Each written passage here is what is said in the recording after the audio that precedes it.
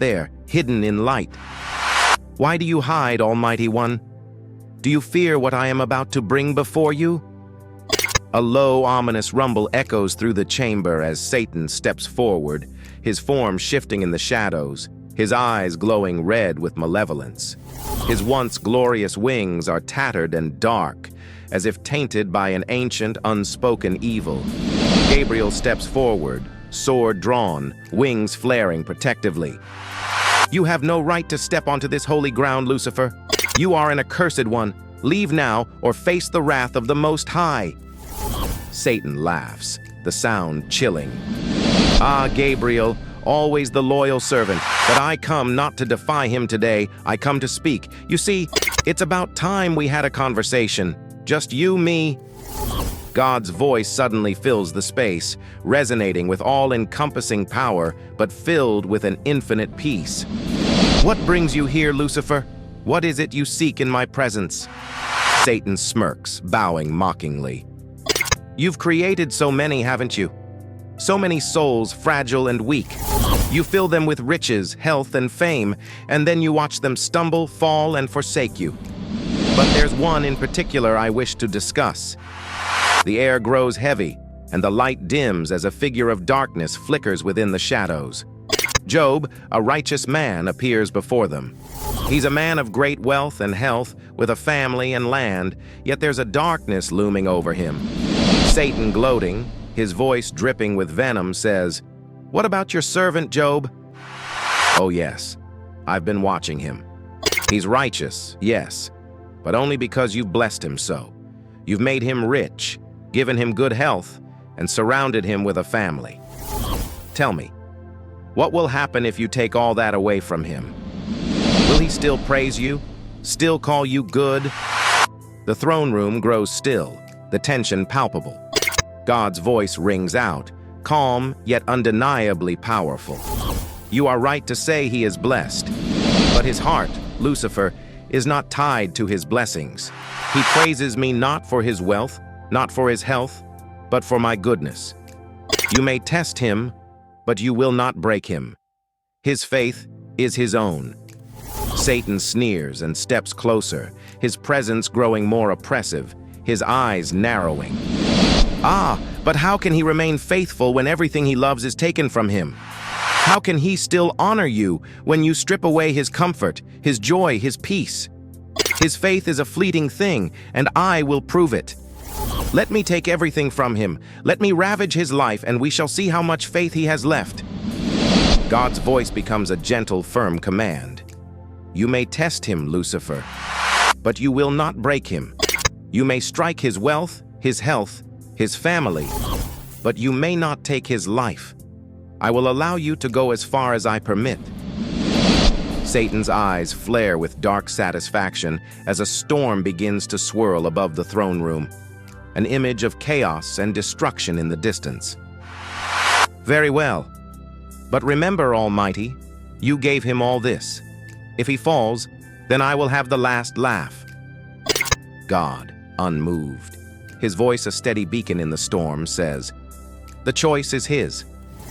He will either turn to me in his suffering, or he will turn away. But know this, his story is not yours to control. His faith is beyond your reach. You may torment him, but you cannot touch his soul. Satan's form flickers, and a sinister laugh fills the space. But before he can speak, a voice rings out from the throne. Go then. Do what you must. But remember, my justice is perfect, and no evil will ever outlast my love. As God's words echo in the chamber, the shadows around Satan grow darker, and the atmosphere becomes thick with impending trial. The image of Job fades out, replaced by a vast, empty field, his life about to unravel. Satan, with a final mocking bow, says, "Very well, Your Highness, we shall see. We shall see how strong his faith really is." Satan vanishes into the shadows, leaving a cold, unsettling silence in his wake.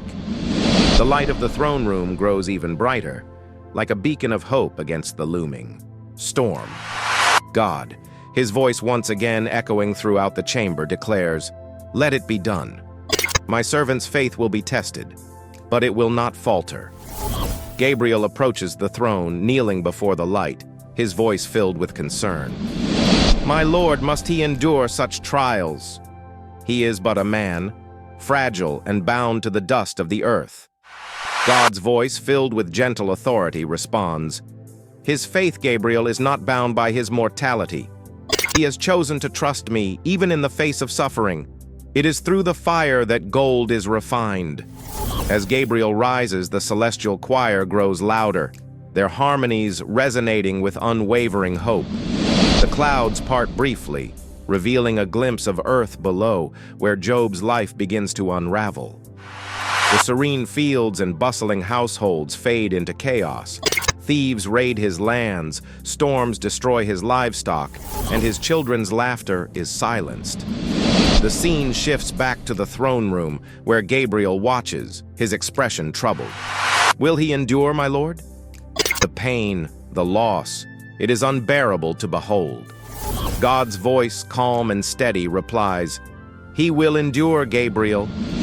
His faith is a light that cannot be extinguished even in the darkest night." The shadows stir once more as Satan briefly reappears, his expression triumphant. "You see, the unraveling has begun, and yet he does not curse you. Strange, but the true test is yet to come." Satan's form fades, his mocking laughter lingering as the scene transitions to Job, now alone in a desolate field, his face etched with sorrow. The heavens watch in silence as Job kneels, his hands trembling. Yet from his lips, a prayer rises, a lament, but also a declaration of trust.